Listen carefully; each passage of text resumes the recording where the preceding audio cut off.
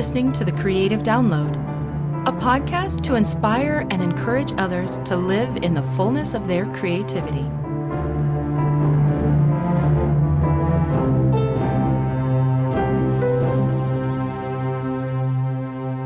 Well, hello. Hey guys. Hi, Christy. Hey, guys. Welcome to The Creative Download. As you can see, we have another lovely guest today. Very excited to introduce her. We'll give her a little bit longer introduction here in a minute, but this is Rebecca J. Kenna, artist and painter and novelist, writer, amazing writer. So, yes. Hello, Rebecca. Hello. Yes. So welcome to The Creative Download. Gosh, we're episode 7 of season 2. Yeah, right? yay, Chelsea. Oh, we've made it. We've made it for 7. All We right. keep I'm so doing excited. it. Yes. We keep doing it. We keep making it and showing up. I just realized I'm like, oh, I'm gonna put our notes on here so I can actually see what I'm talking about. Yeah. We like to keep things super casual around here, but yeah. We do have some structure. We But have some structure. It's very Yes. little structure, but we Yeah, have some. very little bit of structure, but also keeping the flow. Yes. Yeah. So today on our episode, we realized we really wanted to talk about failure. It kept popping up, and if you guys follow us on Instagram, we kept finding some really good quotes on failure, and success. And so we just thought, that's kind of a perfect thing for today, especially because my dear friend here, Rebecca, one of her kind of catchphrases in one of the courses she teaches is fail magnificently. Yes. So but yeah, so before we jump into that, we'll do kind of our usual I'm always bad about remembering to tell people, follow us on YouTube. Like and subscribe, follow us on Instagram. We'd love it. We try and post things that are, relevant to our audience, other artists. We're inclusive of all art as much as we can. So yeah. But yeah, so Christy, what are you working on right now? Well, this fits for the topic today. What I'm working on. But first, I want to say, just to add on, thank you to everyone who has been listening, because I do get texts sometimes from some of our listeners like, hey, when's your next episode coming out? I haven't seen it. And so thank you guys for following along. I know we have some followers, which is we really appreciate you guys.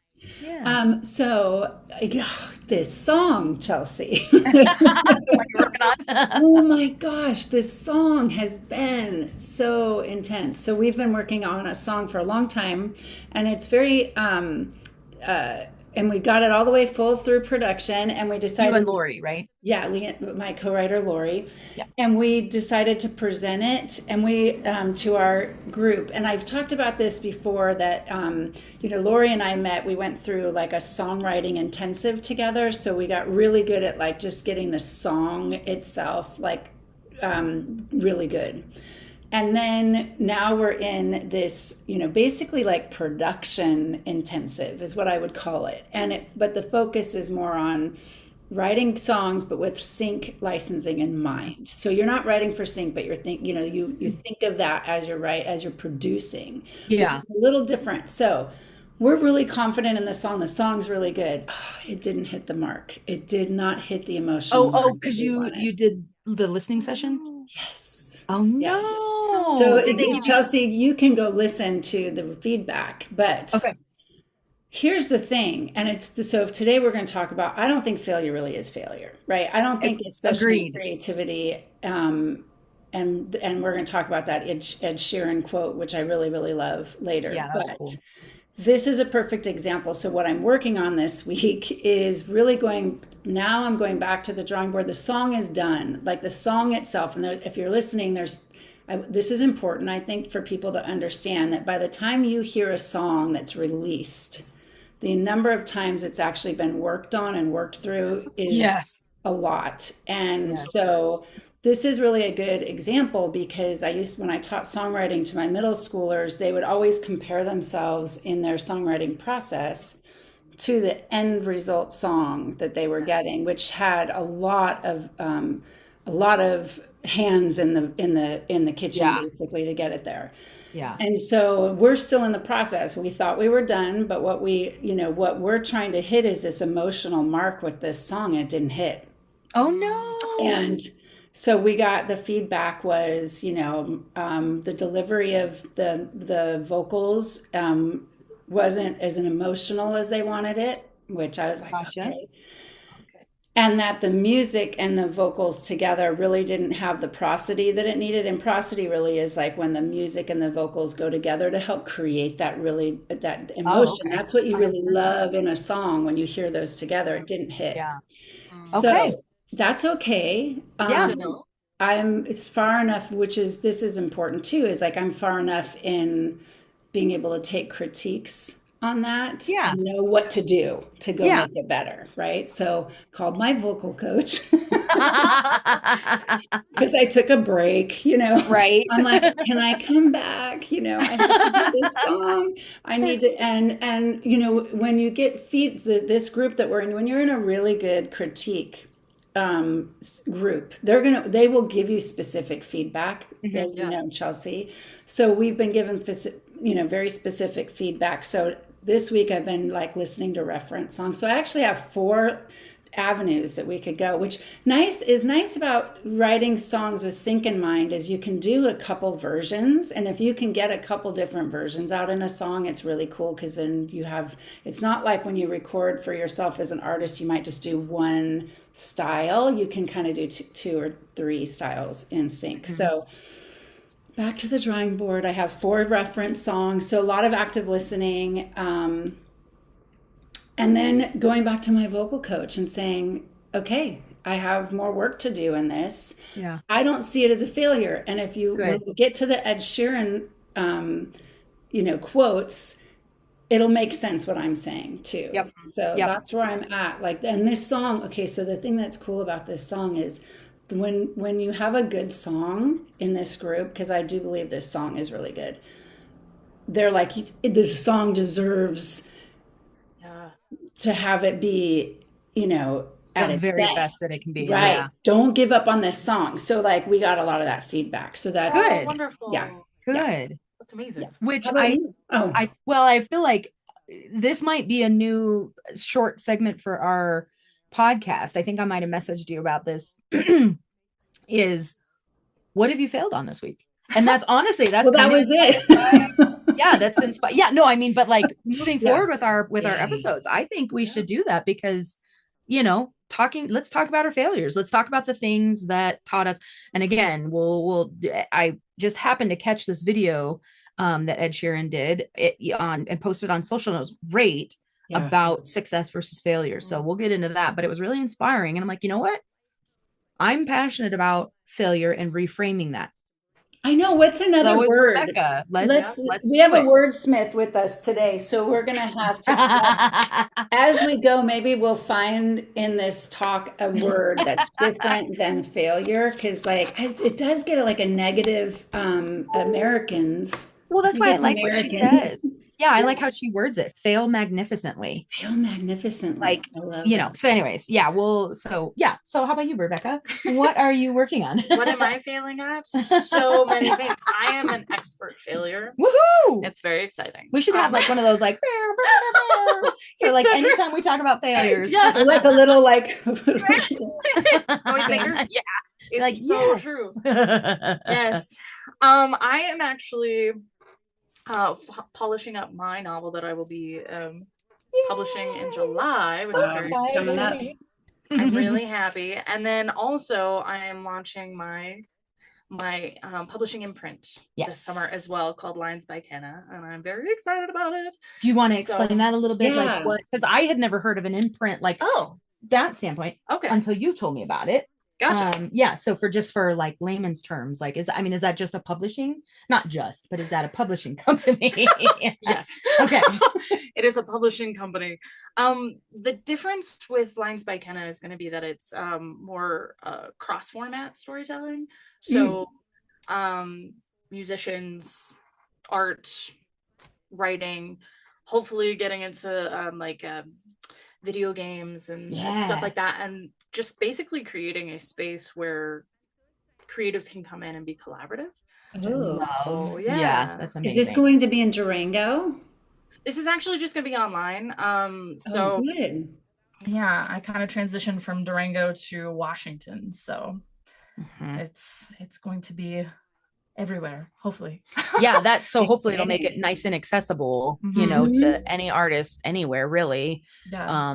That kind of fits. Again, it's like anything where it's like if this feels like a good fit for both sides, Yeah. then yeah, Exactly. Yeah. Exactly. And How I've got some exciting. great yeah. authors who are really excited about it. I Yes. have an incredible musician singer who's going to be I didn't ask her to do that. I'll pay you later. okay. But so her song is going to be part of the world that I'm creating in the imprint with my novel. So it's Oh my really gosh, exciting. that's so exciting. Which was Uh, cool because we didn't we didn't know that plan was going to be it. a thing. No. She'd already written the novel, Mm-hmm. and then I played this song for her because I just, I like sharing my Mm-hmm. stuff with her. Yeah. And she was like, "Oh my God, This is my character. that's This is supposed it. to be in my book." And I was like, Yeah. "Well, okay then." So the lyrics will be in there, and then there'll be a Yeah. link. Mm-hmm. Like we're gonna figure out a way to have the link to the Yeah. song, and that kind Yeah. of thing. So Well, gosh, I'm sure if you do like a book, audio book, you would probably be able to do that too, right? If you Yes, true. got that that right. is my hope. I'm a little shaky on audiobook production, so I'm actually going to be pursuing another master's in publication and creative Hmm. writing and stuff like that, specifically because this particular program goes into audiobook production and Oh, that sort of yeah. thing. So, and some of the genres that are fiddly and aren't really my expertise, like a Mhm. memoir or screenwriting and stuff like that. So to be able to support writers and be able to Mhm. be a good imprint, I need a little bit more of a broad base Yeah. for it. Mhm. So I'm really excited. Audiobooks are like my passion. And I Yeah. would love to actually have like the singer singing That'd be pretty songs cool. for Yeah. like if they show up. Because like the Lord of the Rings, Uh-huh. Yeah. all of those are songs. Like if Yeah. there's Songs. Yeah. audio, there should be like they should have people singing. 100%. That's the point. 100%. Immersive. Immersive. Yes. That's Love. that's my jam. Yay. Yes, I'm so excited. I love it. It's gonna be great. Yeah, and then I am so on that note, one of the things I'm working on is that song. It is called Sound of the Stars. Hmm. So I will be I'm yeah, it's interesting. I have failed a lot on that song in a great way. I have failed magnificently because I've tried it a couple different ways. The way the song originally came to me was just vocals. And I think I've talked about this before. This, like, I realize it's kind of my brain's way of orchestrating, Yeah. but I'm thinking that this may not be one that is orchestrated. I may go back and have it just vocals, I love it like that. including the percussion and, Yeah. all that stuff. So, The um, yeah, minimalist kind of songs are coming back right now. I hear that a they lot. are. Like a lot Yeah. of stripped down. I think we got so oversaturated with like all the heavy production this last like 10 years and then AI Yes. coming in and doing that. So now Mhm. it's like just these really, I've played for you that Black Hole Sun stripped down, that gal that does That was that. really Oh, cool. it's just so, I mean, you have a voice like that, Chelsea, that Oh, thank you. you can do it and it's just Absolutely. captivating. Great. Yeah. Well, I appreciate that because I've tried producing it out a little bit more, and I'm like, you know what? It hit me one night. I was like, maybe I need to just bring it all back. Yeah. So I think that's the route I'm gonna. I might do kind of two versions too. I Oh, mean, that's the yeah. nice Me thing. too. Yeah, that's the nice Options. thing is Yeah. there's no limit to Yeah. like Right. I can. The song is not required to be one way, which is Right. nice. I mean, I used to think that way, and I'm Mhm. like, oh. Same with art pieces. It's like, oh, Yeah. you know what? I want to take this and I'm gonna make it like this. Mhm. But so I'm working on that, and then I'm still working on a song called Sinking Under, Hmm. that is more of like, would be really good for a dramatic, like a medical drama or something like that. The pit's hot right now. The new. Oh yeah, it is. Mhm. That's true. That show, yeah. So I'm working on that. That one's another one that I am producing it out a little bit more, but I'm still trying to Mhm. keep it a little bit more minimal, which is Mhm. really challenging. Mhm. And again, failing magnificently because I'm trying different things. I'm like, you know what, that I don't like that. That doesn't work. Which, if those of you guys that don't know me, that's really hard for me Mm. because I'm such a time efficient person, which is hilarious because I'm late almost all the time. But I think that's because I try to be so efficient with my time. Is I'm like, no, I'm going to squeeze this in, and it's like, Like an okay, oxymoron for you. yeah, I'm like, oh, maybe this doesn't work. That is beautiful. So I'm working on that. But so I hate feeling like I'm wasting time. And I realized with my art, again, That's not a waste. it's not a waste Ever. Oh, excuse me. Yeah, it's not a waste. So, I'm excited. Okay, so we'll get into that because I'm excited to jump into our topic with that. But yeah, so those are and because of this lovely lady right here, I'm taking we're finishing up. I can't believe it's already over. It's already over. She teaches a 5-week creative writing class that is I was, even though like she's a dear friend of mine, I was really nervous about the class because I'm like, oh, what if I'm bored? What if I've tried taking creative writing stuff before, and I loved my grad program. I loved screenwriting, but that was a little bit different, and I was like, what if and she's my friend. I don't want to, what if I don't like it? This sucks. Yeah. You're doing great. You're doing great. I love you. I'm so bored. It's been amazing. We talked about that when Brita was on. Yeah. It's been phenomenal, and not only beneficial for my novel that I have officially started, it's opened up things with all my other art. Like I'll sit down and I'm like, okay, I'm gonna sit down. I've got 45 minutes. I'm gonna plop down, fail magnificently working on this song, and if nothing comes out of it other than I tried something, it didn't work, great. It's been wonderful. That's so amazing. Yes. Yeah. Well done. Thank you. Oh my God. Thank you.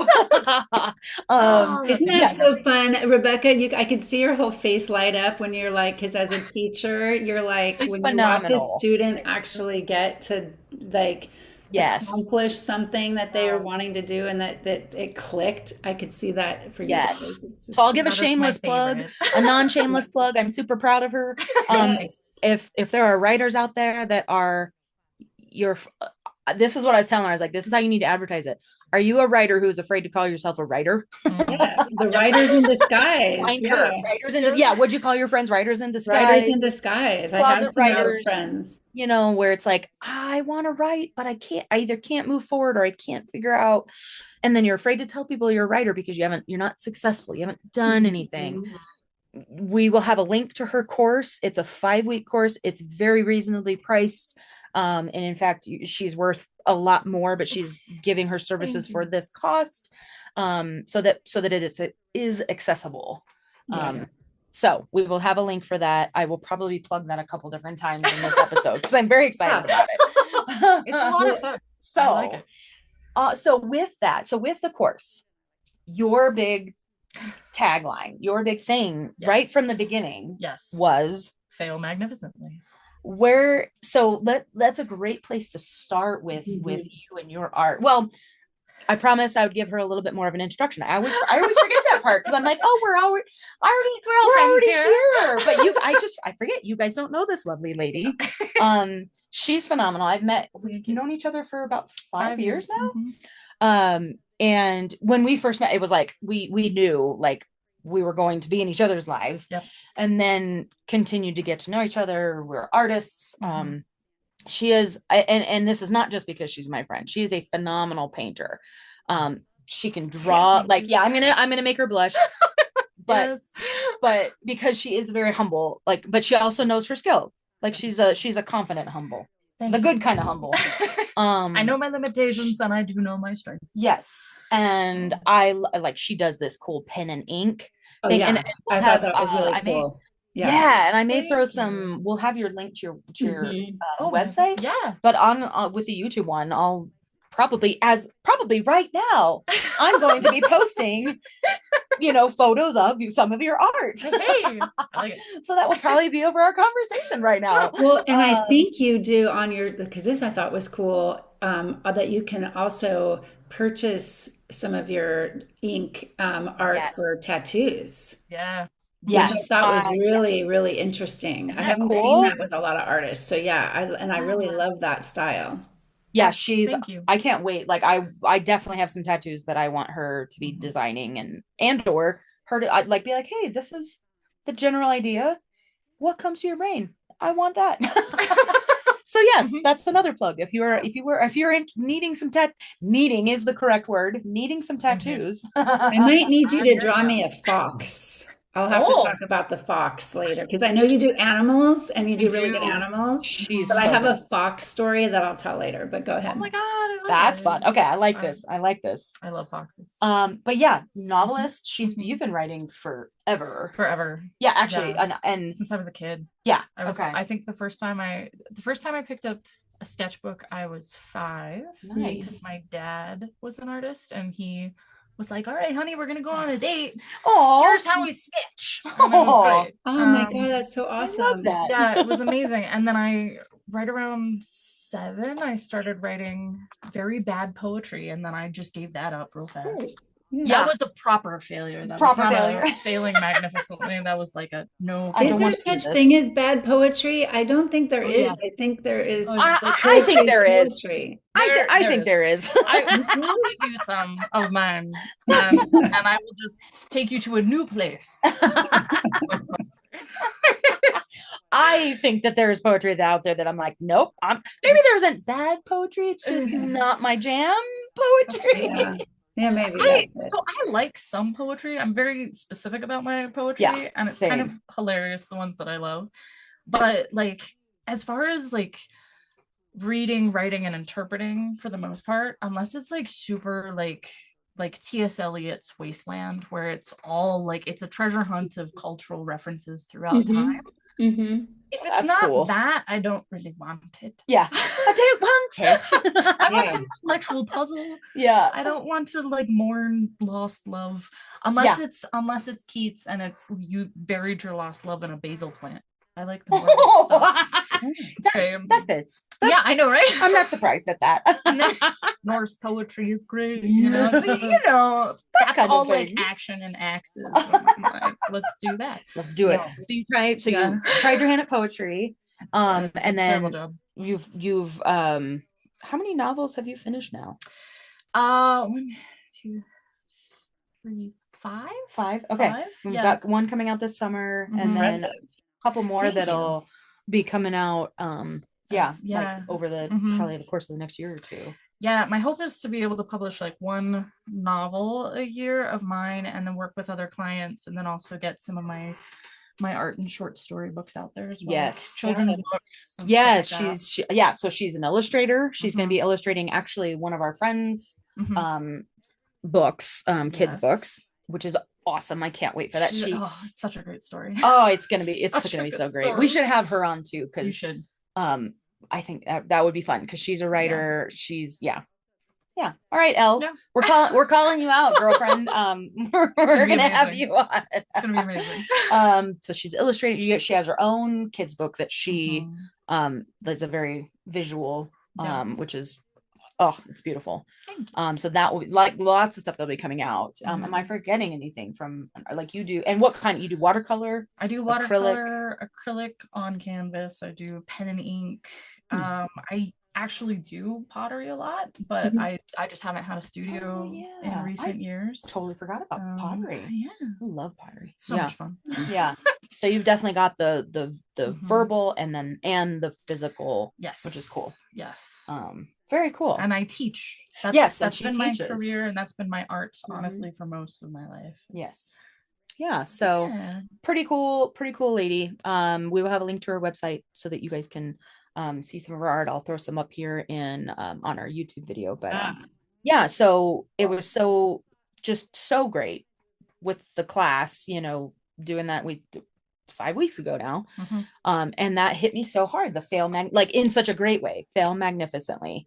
And I'll read you this other quote. This was so cool because this came up today in a newsletter that I read. It happened to be from our local used bookstore, their newsletter. And I was not expecting this. I'm like, oh my gosh, this fits so well.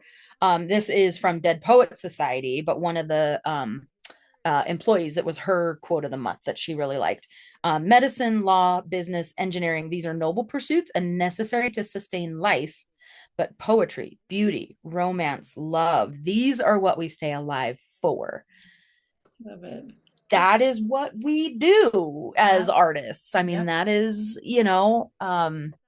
but talking about failure has such a negative connotation. I've been separating now lately failure from mistakes. And even mistakes, depending on the context, shouldn't have a negative. Yeah. But yeah, like when you what got you to that point where you started realizing this is a very important thing to talk about right from the beginning? Yeah. Well, part of my background I was a university teacher for 10 years, teaching academic writing for 18-year-olds, and teaching academic writing. You said, yeah, writing. Okay, yeah. So arguments and rhetoric and all that kind of stuff. Okay. And I actually heard Fail Magnificently from one of my yoga instructors, because I'm also a yoga instructor. And she just as a very brief, she was like, we're going to fail, like walk the edge of your capabilities and fail magnificently. So go to failure, but pull back, like don't play with that line. And I was like, I'm a massive klutz. which I always forget that because you are actually so graceful too. It's a weird, I am a walking oxymoron, but like just most of my students, like I would just randomly collapse or fly through the air like a cartoon in the middle of teaching, and I literally taught in the middle of teaching yoga or teaching your classes, your writing classes. Writing classes. So like I'd hit the ground and I'd be like, all right, this is a 50-minute class, we can't waste. I'm going to be here for a second. Everybody, I want you to write on this topic. We would continue writing, and they'd be like, oh my God, this woman.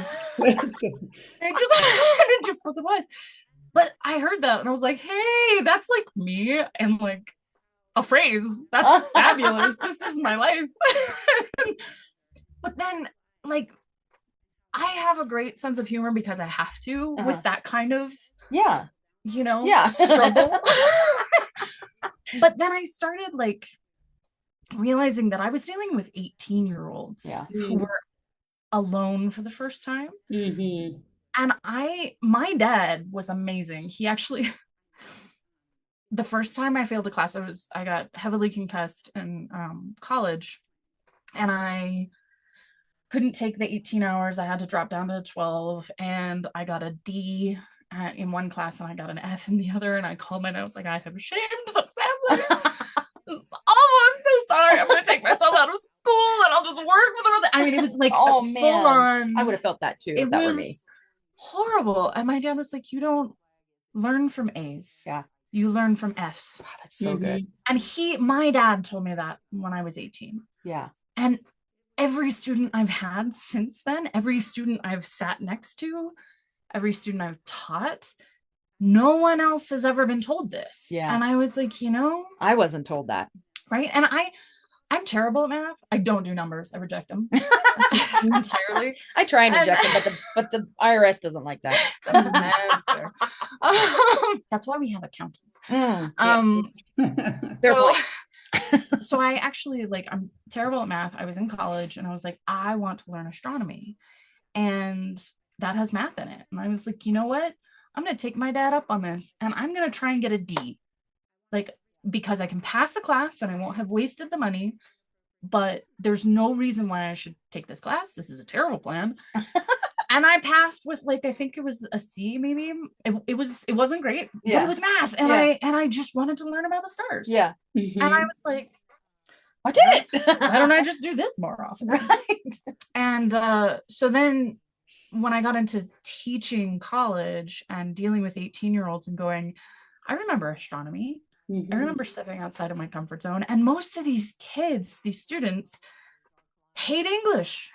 Oh yeah. And they the had ones to take my class. Yeah. This was comp 1, comp 2. Yeah. They can't escape requirements. This. Yeah. And most of their teachers did not equip them to enjoy Yeah, writing that I'm in not any surprised way. Well, at. the system too of what the teachers have to teach, Exactly. it really kills the real writers because I taught It that. does. I taught Yeah. English and humanity, and Yeah. it was awful. So, I mean, Yeah. it's awful what I was expected to teach, and to sneak in some creative writing or some to get them Right. engaged. You know, Yeah. it's like Anything my to job, but capitalize. Yeah. Yeah. yeah, it was. Yeah.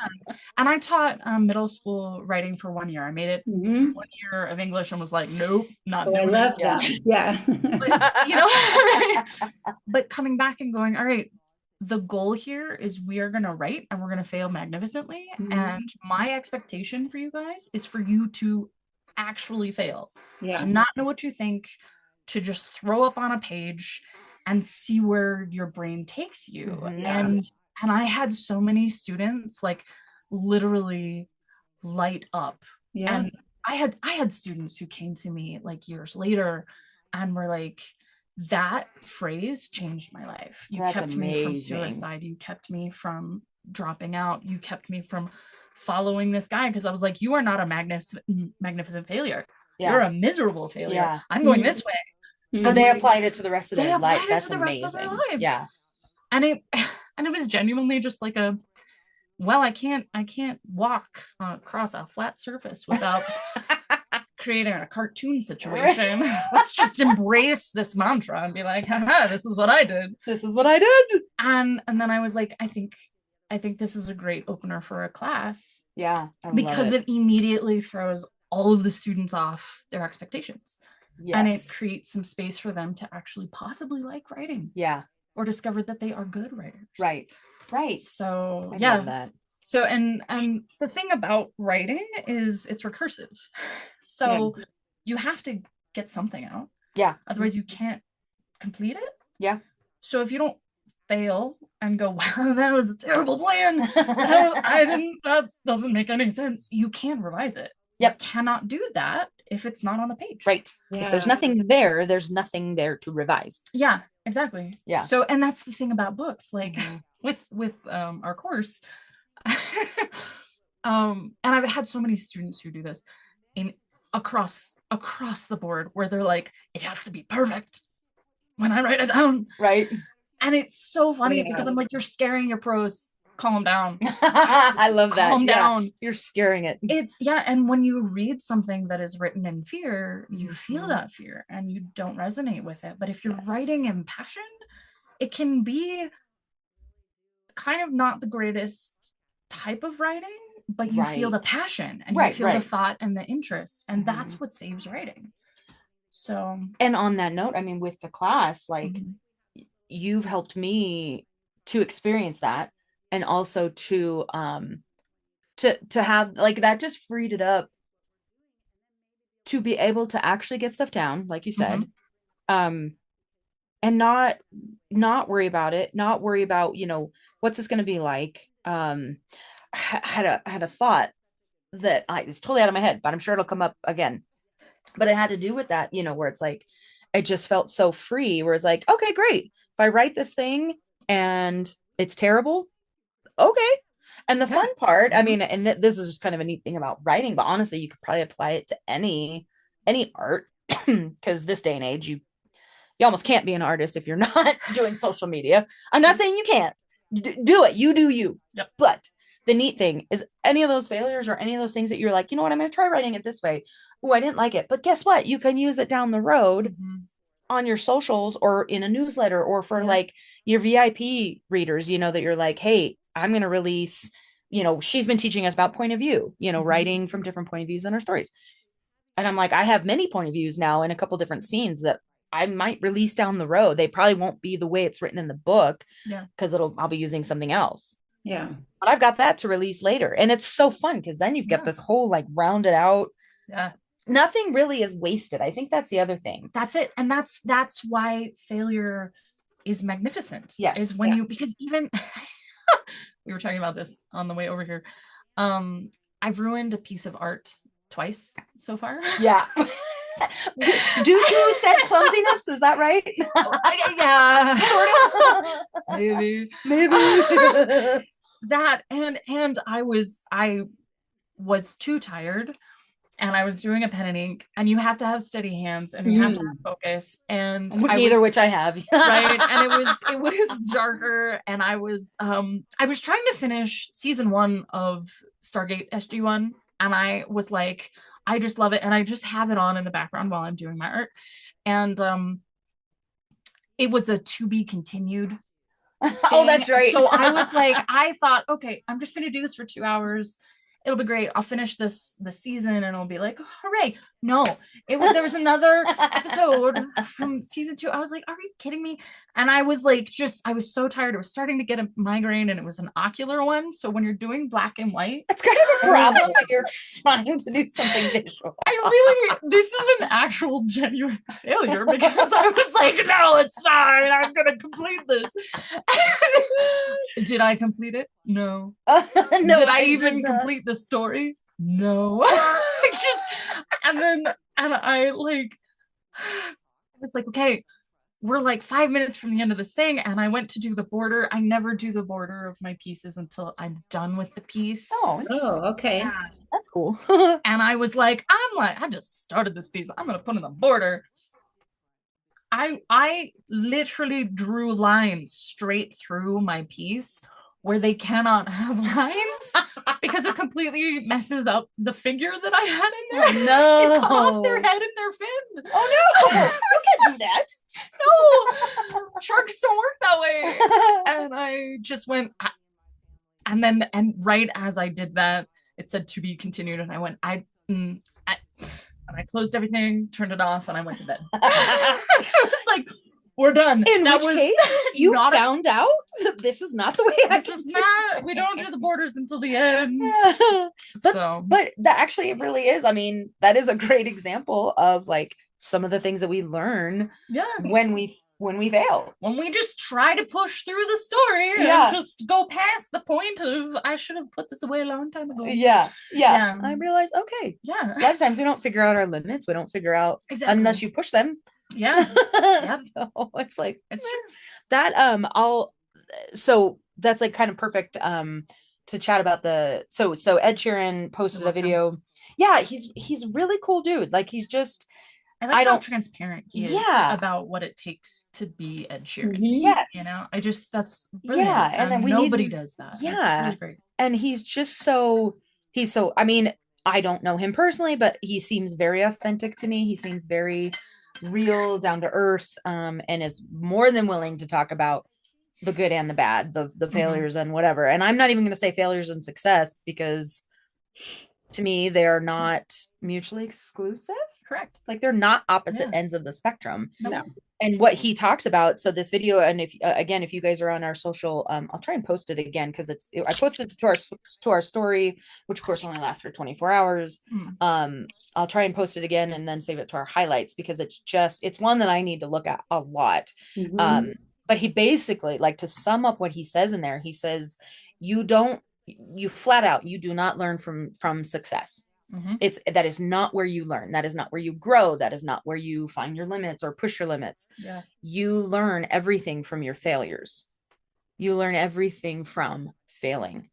If you don't, like Christy, like this, one of the songs you were working on, and not just this one, but I know you said there was another one in the past that you were really pushing yourself to try and figure out, like there was a way that you wanted to sing it, the way that you wanted it to come out. And you worked on that, like, but you wouldn't have known how to get there without trying different things or without sharing it. See, I think that's another thing. The whole Ed Sheeran conversation, or what he talks about too, really made me think of Jason Mraz, because I started songwriting when I started writing songs, and then really started going to like open mics here.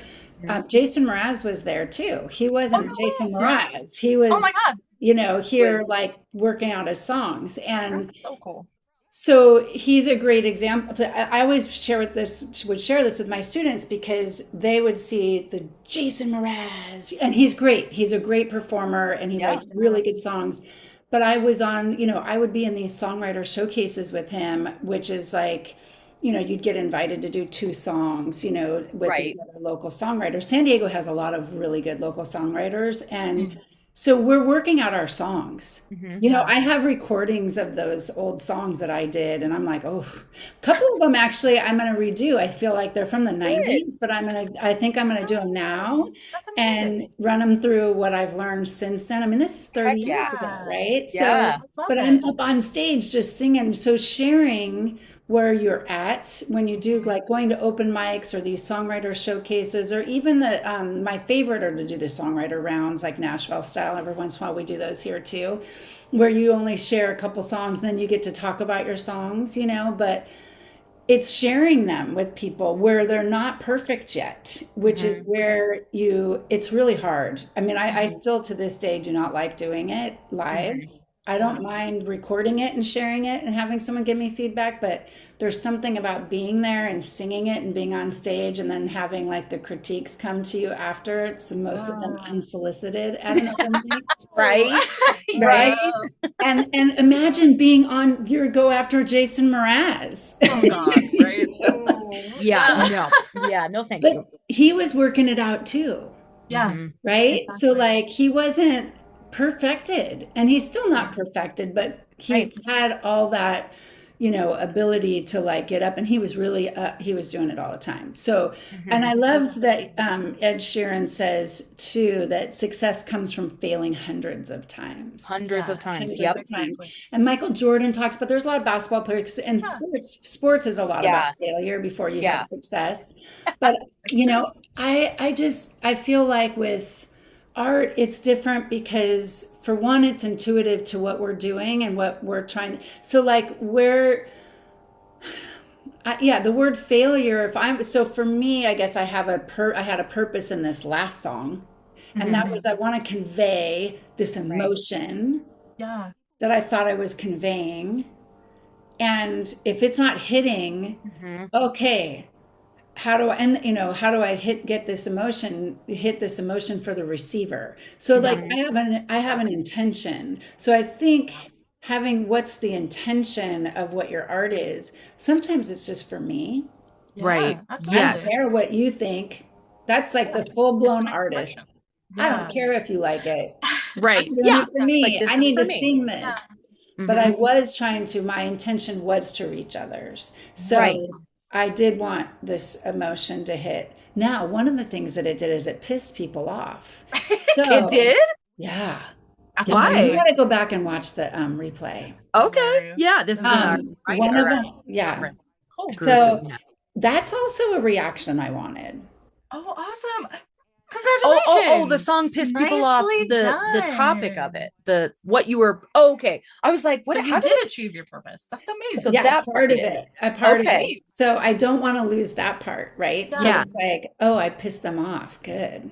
Um, Good. you And know, I think because that's interesting because, like, art of any type is communicative, but it's Yeah. also expressive. So if it's not communicating with whoever you're sharing it with, that's half of the equation. But also if you're still expressing yourself, maybe you're at the wrong audience, exactly. you know? Hmm. And I think that's Yeah. the hard thing with creatives because it's so intrinsic to who we are. Yeah. Mhm. Sharing it and getting a reaction that isn't what we expected can be devastating. Right. But if you can remember, and that's one of the things I really love about writing, is you have to write for an audience. Hmm. So know who your audience is, and if they're not in your audience, respect their opinion, Right. but know they're not who you're writing for. Right. And it takes so much pressure off. Right. With with my painting, I do watercolor.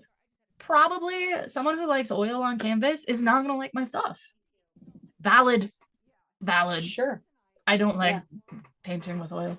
Yeah. Yeah, I don't either. I The first respect I time. don't it. like oil either. Actually, It's I like water. yeah. So But if there you are like people water, that like oil and don't like water. Yeah, it's yeah. totally fair. So It is a it's very different feel, a it very different emotion. is Yeah. exactly, and that's Yeah. totally valid. So Yeah. if you can like remember and have your intention, like what you were saying, Hmm. that changes the game and allows the magnificently and the failure to come in instead of just going, oh, Yeah. I'll never do this again. Yeah. Which is the true definition of failure. You Right. stopped. Which Yeah. Oh yeah. So go ahead, Christy. Well, no, it just made me think, well, with music, with songwriting, I think in America we've gone through this phase and it went through the Dixie Chicks definitely had this whole Oh, happen. But Dixie Chicks. like, Yeah. it's like, oh, our music is just here to entertain us. Yeah. We've been through this kind of phase of like Americans are very arrogant. I'm really like upset with our country Yeah. right now with all of this, with So many art ways. and like, so I'm a Californian, I like to say, but like as a whole, like shut up and sing, shut up and dribble, like kind of trying to take the voices from our artists. Oh, right, right, right. And so I've always, like, when I was recording and playing live, people would always come up to me and be like, why do you write such depressing Right. music? Oh, no. Like, you don't look like you should be doing that because they have Right. an image Are of you what I should be okay? doing. Yeah. I should be entertaining them. And Yeah. I'm like, I'm not here to fucking entertain you. Right. I'm here to sing my shit. You know what I mean? I'm here to. Exactly. Yeah. And one of the best things I read, that made me, I had to fight against that idea of that I'm failing because Yeah. I wasn't pleasing the audience. Right. And I had a conversation. God, I wish I remembered his name. He was another songwriter. Oh my God, Carlos Almeida. Hey, Carlos, if you ever listen to this. Nice. Also local songwriter, fantastic songwriter. And he and I had this long conversation. I was really struggling with that every time I'd get up and play in these songwriter showcases. Now, if you listen to Jason Mraz's music, he's not like all depressing. No. Yeah, his is And very bouncy though. all the music going on around me too in Mhm. our world and was all very like comedic sarcasm songs. Mm, Oh, okay. okay. And Jewel had just left. She had just flown off from San Diego to go on tour. So her Wow. music kind of took off. Yes. But then it was like, Oh my God, that's I crazy. didn't get to meet her. She was already like on her way on tours and stuff when I started. But it was all very comedic. And then I'd get up. And everyone would wait. I need a whiskey. Hang on. Yeah, everybody Yeah. get it. Okay. And I'm going to sing about, Yeah. death. And I'm going to sing about it very sad. And my goal was to make people cry. Yeah, the goal was to make people cry. I wanted people to cry. I actually, And yeah. I That did. is And a really important piece of art. We need to be able to valve our You do emotions. emote. That's amazing. Okay. Well but I think you should be given a heads up. done. Uh-oh. Do you know what I mean? Like I think when you Yes. come Oh, to a yeah, show, yeah. Preparing yourself. I Yeah. can't. The I can't go to a audience- movie To or go a from show. Jason Mraz to I'm Yes. weeping. Yes. Yeah, That's that's a just- little intense. That's a whiplash, I right kind there. of, That's emotional yeah, whiplash. yeah, I'd get up with this bright red guitar and I'm like in my 20s and I'm like Cute little all like blonde. I'm all like cute and then I'm like we're gonna we're gonna sing, Everything is Well, dead. I think it's why people compare me now to like Lana Del Rey because she's like that. She's got like a very melancholic yeah, sound. and that's like my favorite. And so people Yeah, wouldn't that be does fit. they Yeah. wouldn't be prepared. Yeah. They would absolutely. come and then they would be crying and they'd be pissed off at me because it was 100%. kind of intrusive, right? Like I'd be like, Yes, true. Mhm. Because I do That makes I sense. do actually get pissed off yeah, when I'm forced to feel emotion because it's very easy for me to emote, yeah. whether I like it or not, if I'm not prepared properly. Yes. Like So if you're like my having husband knows me dinner- well. Yeah. Yeah. If we're having I'd dinner, get- all of a sudden the songwriter's like talking about suicide. It's like, oh my yeah. So so that kind of felt failure. Because well, first of all, I'd say yes to every gig, and Right. so that would not work. So now when people ask me, I just got asked. My coworker opened a coffee shop, and my bosses were like, "Oh, you should play," and I'm like, "Oh, No. you don't want me to play at the coffee shop?" They're like, "What do you mean?" If you were selling whiskey, maybe, but I'm like, "It's not." I write dirges, like I write, like death songs, like. That's It amazing. must be the Irish in me, but like, I'm with you. oh yeah, she can appreciate that. yeah. absolutely. So It's fun because I was struggling with that too with my friend. So playing live here, I've been trying to get up the courage to do some songwriter nights, with a group here that is really good about putting things on for local artists. yeah, And I'm calling myself out, and I'm saying this on the show so that you guys have to hold me to it. Because last night I was ready to bow out, but I am in a songwriter night on June 8th, I think it is. Nice. It's a small Okay. Oh my little God. Yeah. intimate songwriter night. Love It's like those. an Indigo Room. I've never been there, Oh, me neither. but here in That's Durango. exciting. Yeah. And I'm like, okay, I'm doing it. Oh God.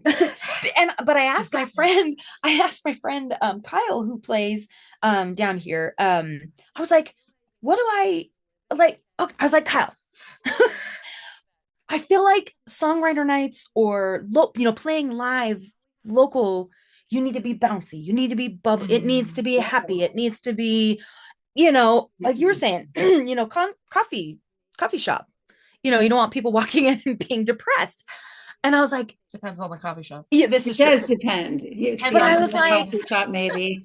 but I was like, I was like, and he looked at me like lovingly, he looked at me like, are you an idiot? Like, no, sing whatever it is you're supposed to sing. Good job, Kyle. And he's like, yeah. And he's like, tell the story. Like, Yeah. People love he was like, most songwriter nights around here are a little bit more somber, maybe a little bit darker, a little bit more, storyteller. And I was like, oh, Sound of the okay. Stars. I hope you're going to do that. I was thinking about it. I think that one and Sinking Under, maybe. Oh yeah. Nice. But both of those are, one of them is very cinematic, one of them is very dark. So I'm like, okay. So I'm like, all right, that's what I'm gonna do. And if it's crickets at the end of it, fine. Yeah. You just your audience isn't. Exactly. Well, yeah, and crickets, magnificently. Exactly. 100%. Crickets at the end when you're singing a powerful song that hits emotion. I used to interpret that that's true. Negative. That's true. It's more that sometimes the audience is like absorbing it. Yeah. And then they don't know, like, I remember people who didn't know if they should talk to me. Because that's funny. I'll be prepared for that just in case. We will avert our eyes. It was really, okay, just back to the sad songs. I just want to say this was so exciting to me when I heard this years later. Brene Brown interviews somebody, and I don't remember her name either. It'll come to me in a second, but she wrote a book all about sadness, I think. I'm gonna have to go back and look at what the name of it is, because I remember listening. Was it called Bittersweet? Yes, thank you. I can't remember the author, but I have that book.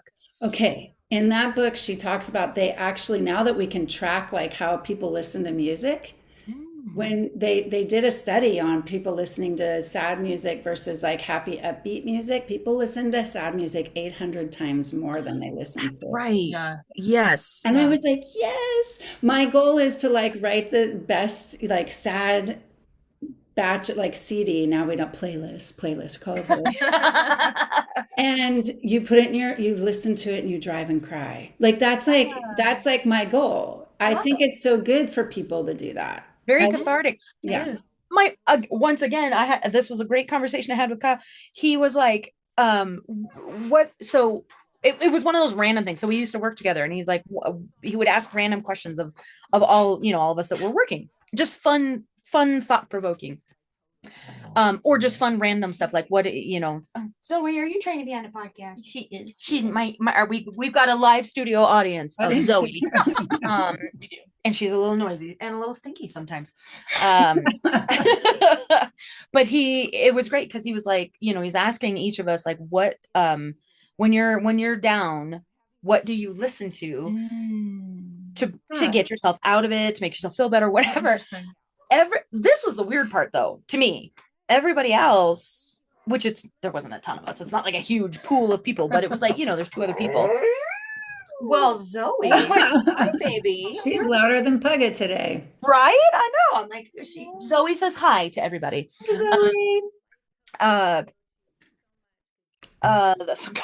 she distracted me. Pool of people. Yes. So the other 2 people said different things, like I think one of them said like hard rock, that's like super like, kind of that like get your frustration out. And then the other one was very, bouncy, bubbly, Dua Lipa type stuff, Oh, yeah. Kyle's like, what about you? And I was like, do you know Billie Eilish's song where she basically is talking about suicide? Yeah. like, what? I was like, it makes me feel better. If I listen to Oh and sing yeah, me along with too. sad stuff, It releases the it energy. releases it. And he was Yeah. like, which It doesn't suppress it. yeah. Well, it was Exactly. interesting to me that I was like, that seems like a very normal thing. One would think. But so yeah, it was interesting. It's and see, for the songwriter night, I'm gonna have to be very careful not to over explain, over introduce, and almost apologize for it being dark. But I do like what you described, where you're like, you kind of need to give a heads up, and maybe that's what I will do with, I don't think I need to do it with Sound of the Stars, but with Sinking Under, need to figure out, I feel like I would like to figure out a brief intro for it that does prepare people, but doesn't apologize for it. Yeah, that's and it's trigger warning. Yes, that's a good. That might be all it is. Yeah. Trigger warning. I think live when you're listening, so there's a difference between when you're watching a show and you hear a song, or you're in your car, you're on your own. You have a sense of privacy where the emotion hits you. You feel it. But if you're watching live and you're with the artist and you're live and you're not prepared for it, I think it just, music is so connect. I mean, literally, like our sound coming out of us connects.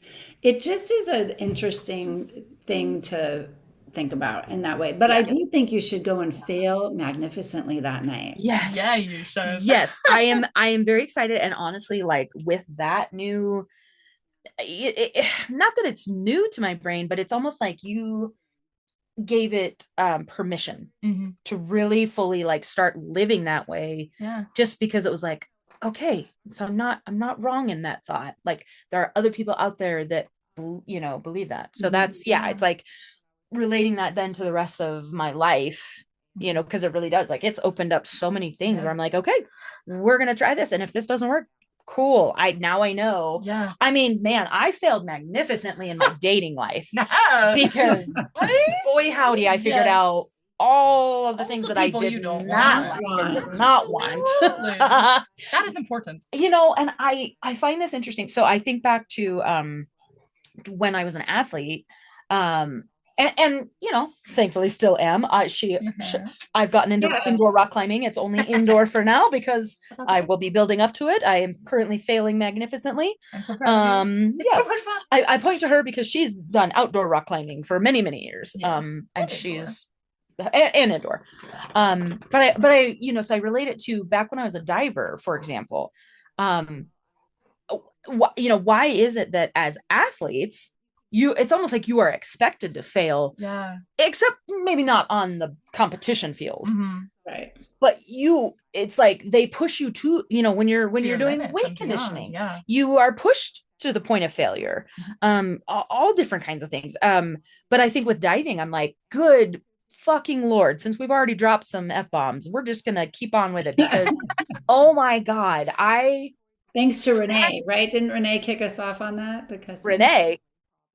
It was her name, Renee. Who came that was your... Robin. Robin. I was like, wait, who's Renee? No, sorry, Robin. I'm so sorry, Robin. Robin kicked us off on cussing. She gave us permission to cuss. Gave us permission to be like, you know what? This is what we do.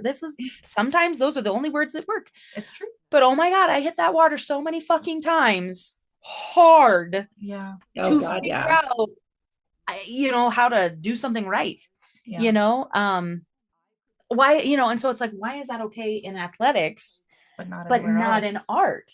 So I really there's definitely it works against the critic that we have, that I like. It's like almost like a mantra. It's like I believe we have these critics that show up. Our inner critics, right? Oh, definitely. That show up. We've been talking about that, like the imposter syndrome and all that in prior shows, right? That no matter what level of success you've made and gone to, because we talked about Elton John in a prior episode, admitting his imposter syndrome and his self-doubt, and how that critic can get going. And if you have a really good counter mantra, I'm a big believer in mantras, that if you feel it and you go and that's going to work for you. You know what? I could tell my critic now, you know what? F you, I'm going to go fail this.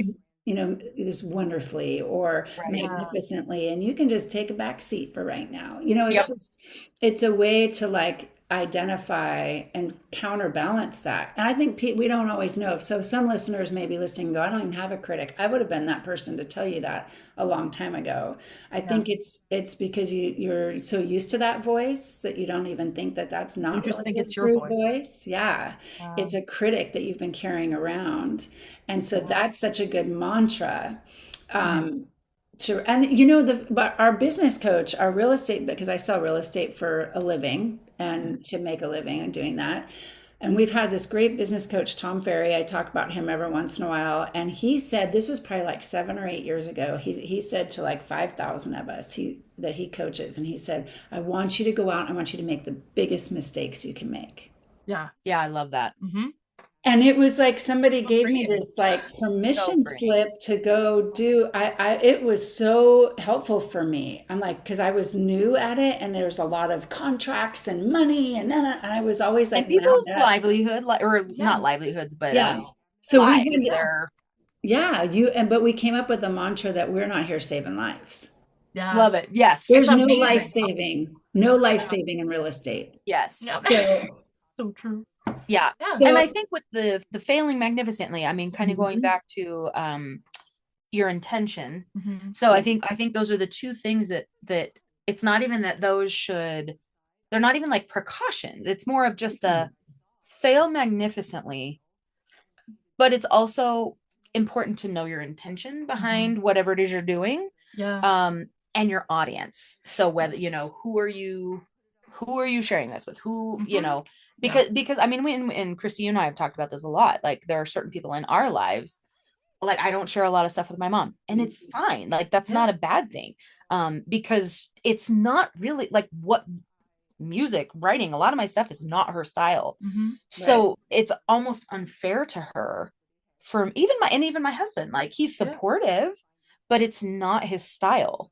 Yeah. So I'm not going to go to him for critiques. I'm not going to go to him Right. for, I don't want just just build me up. Every once in a while I'll be like, hey, listen to this, tell me I'm good.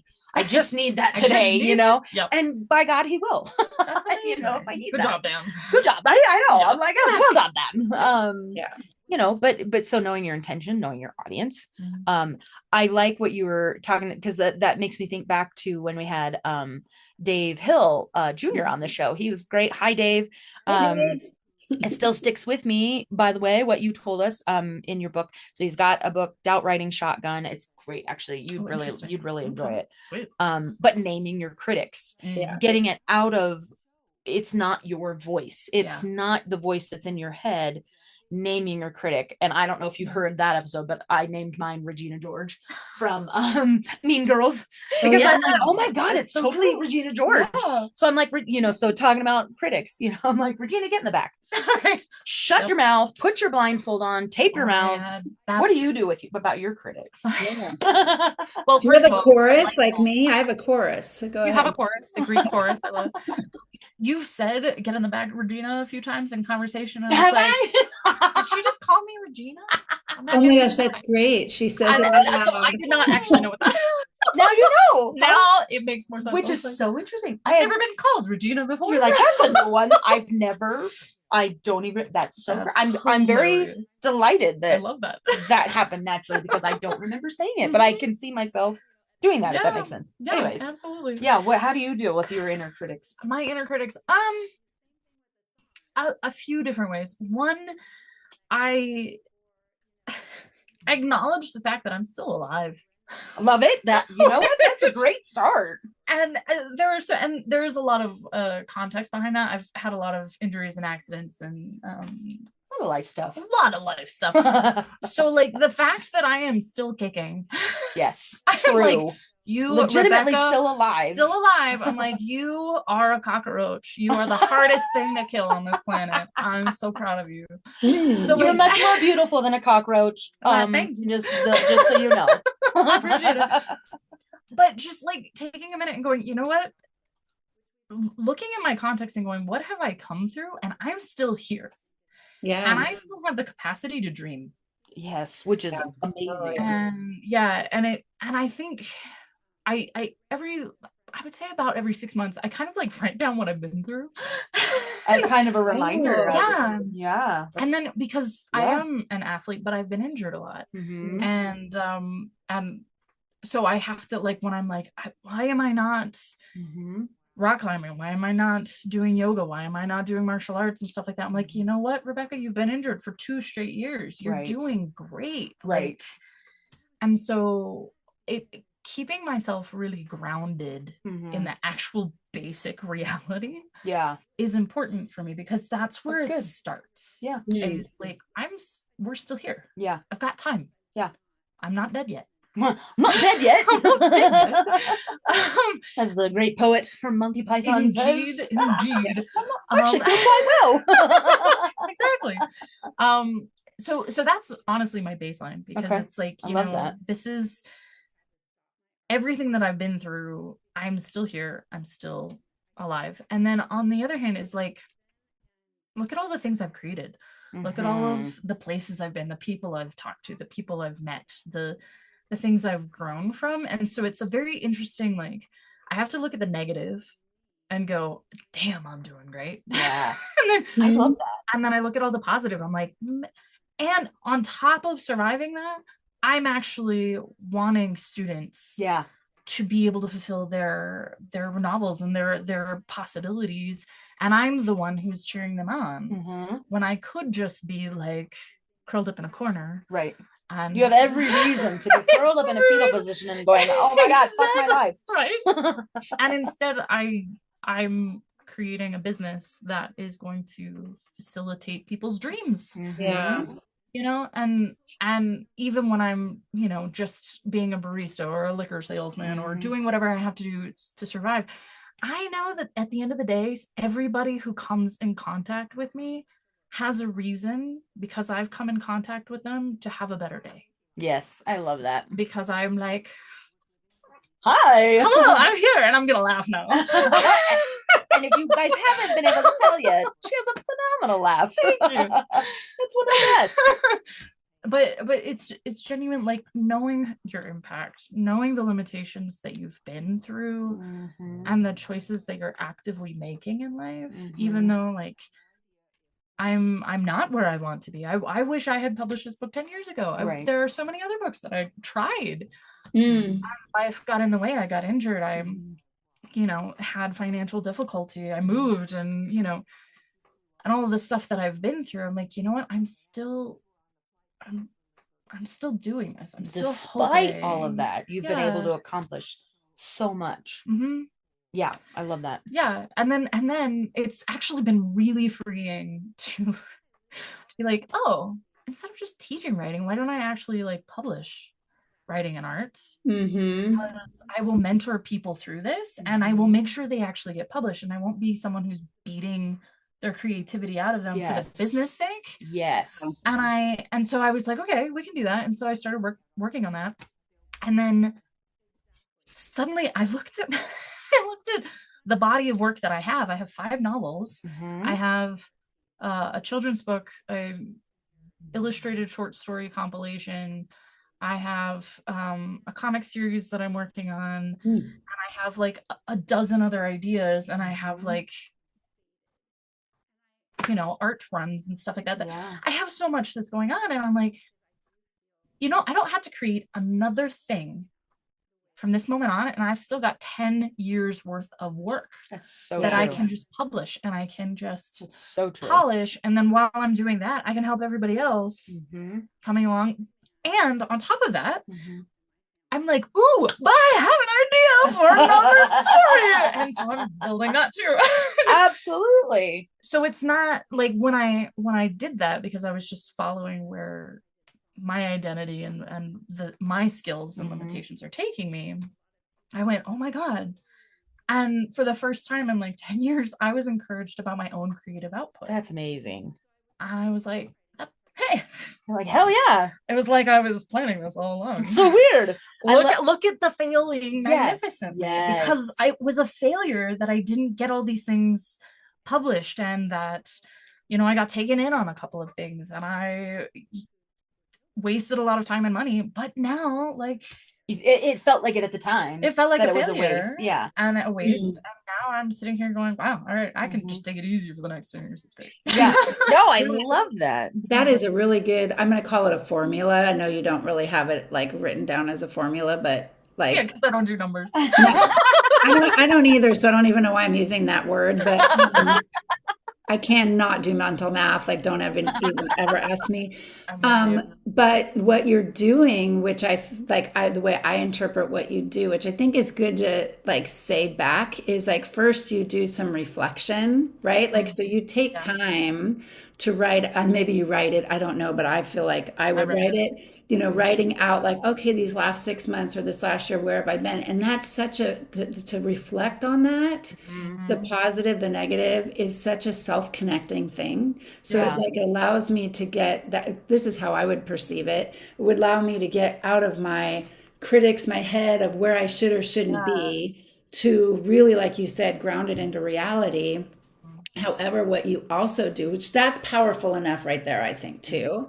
But the fact that you then come around and take that understanding and knowledge and actually reach out to other people to help them to do it is like tenfold. Do you know what I mean? Like Yeah, it coming out of brings, yourself to focus yeah. on.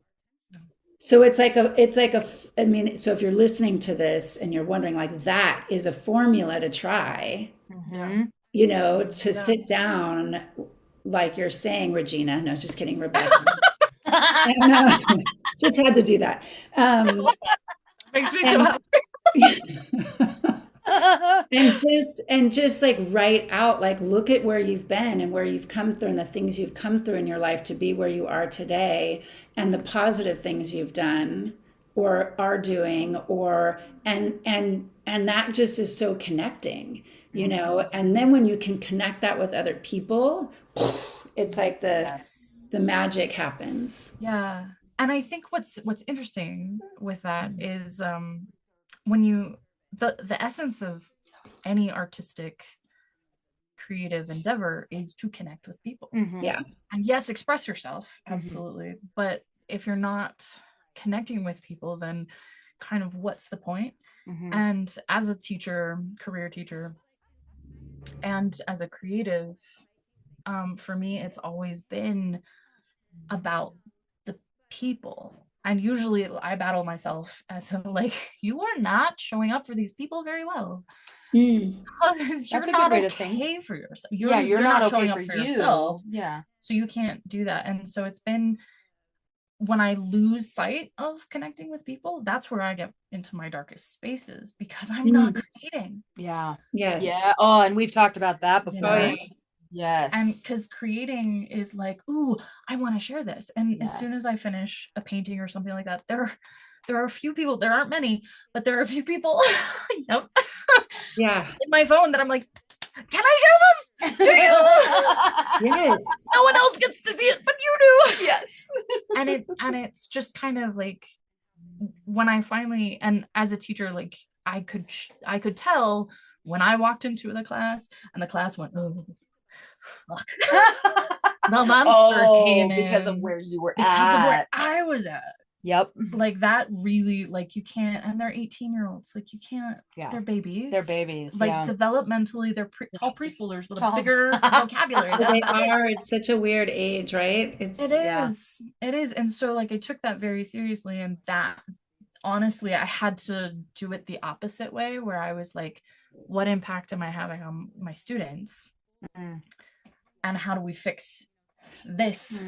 So if there are any teachers listening to this, pay attention, because that is a magnificent way to look at how the classroom energy is. Most do not do that. I want to commend you for that, because when you look at, like, I'm the one that might be affecting the whole mood or atmosphere of how can I change that? That kind of self-reflection is imperative to, like, really making a difference for people. So yay. I'm so glad to hear you say that. Thank you. This has been amazing, and I feel like a lot of the topics we have, or guests, Yeah. I think we need to have her back on. Yeah, we need part 'Cause I- twos. Yeah. yeah, Fun. I feel like we could keep chatting. Mhm. And this is amazing. So thank you so much for being on. Thank you for having me. Can you Yeah. tell us your date though? Are you doing another workshop soon? Do you have another one Oh coming up yeah. for our You want to, listeners? let's plug that a little Yeah, bit. Yeah. absolutely. So I'm gonna do the same course that Chelsea just finished. It Mhm. is a 5-week course, and it will start on Tuesday, May 19th. Oh, great. It is online, so Okay. if you're in Mountain Standard Time, it's going to be 6:30 to 8:30 p.m. Okay. But I'm not limiting it to Colorado because I kind of pop Yeah. all over this. So Mhm. yeah. I have some friends that listen in Switzerland, and then Oh, that she may, and then California and other areas too. So okay. and same with you, Chelsea. We've got people kind of all over listening. Yeah. Yeah. That's fun. So yeah, so we'll put the link to the info to get signed up, or just to look and see if it's something you'd be interested in. I can't recommend it enough. Especially as wanting to be a novelist, in addition to the other writing that I do. Um, and it's just really opened up a lot of my other creativity, and it's so interesting. So Yeah. so we'll have links to that. I will say really Yeah, quickly. no, please do.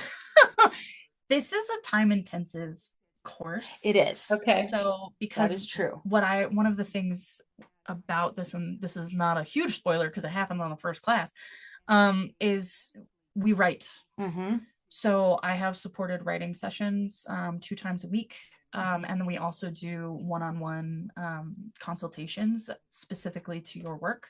So Nice. there is actually like a decent time commitment that has to happen. And so if that's not your thing, I will continue to do these. Yeah. I'm also a writing consultant. So if you can't like connect with the actual course, we can meet. And you do editing too, right? I do developmental editing. Developmental editing. So so if you're a writer out there that needs an editor, or you're trying to get things going, you can reach out to her and see how she can help too. And I like that you're saying developmental Yeah. editing, because what I hear what that is, correct me if I'm wrong, is that you're helping a writer to develop their writing, like to edit as they develop the writing. So wouldn't, at this point till your publishing company is done, probably not to be published, because you can go to an editor that's a publishing editor, and they're going to help you edit based on the publishing contract or getting published. Right. But a developing editor, which I love that, am I right? Am I understanding it correctly? So yes, so it can be like someone who helps you brainstorm and figure out what you're doing and how to kind of work it. But also it's like after you've gotten your draft together, we look at all the higher order concerns. So plot, characters, conflicts, point of view, that kind of a thing. And so then we kind of help you refine your ideas and organize things so that it has the maximum impact and basically elevate your Awesome. manuscript. So and then if you're with a publishing house and you have a contract, then the developmental editor is someone who like does that to the vision and the purpose of that particular publishing house. Gotcha. So, okay. Yeah. Thank you. Yeah. So she does a lot of consulting, different things. I do. That you can hire her for. Yes. So wonderful. This was wonderful. And you know what, honestly, So like this is our like the podcast. I feel like Christy and I every time that we record with the purpose of failing magnificently, because we don't have a strict outline. We've got a template that we follow just to make sure that we kind of keep ourselves organized, but we don't know what's going to happen every episode. Yeah. We just don't know how it's going to go, and we just trust that we will fail magnificently. So hooray for that. I love what Christy said before we started, that it's an intuitive process. Because that actually allows the magnificence to come into the failure. So, I think Zoe agrees. She gave us Zoe's so engaged with us. Well, she loves Rebecca too, so I think she's very engaged with that too. So I haven't seen her in a bit. That's true. It has been a little bit. So thank you, Rebecca. It's been a pleasure meeting you. I'm glad you're on the show with us today. Likewise. And again, follow us on Instagram, YouTube. And I hope everybody has we hope everybody has a great rest of your day, whatever you're doing. And remember, fail magnificently. All right. Bye, guys. Bye. Thanks so much for listening to The Creative Download. Hosted and produced by Christy Bruneau and Chelsea Lee. Edited by Chelsea Lee.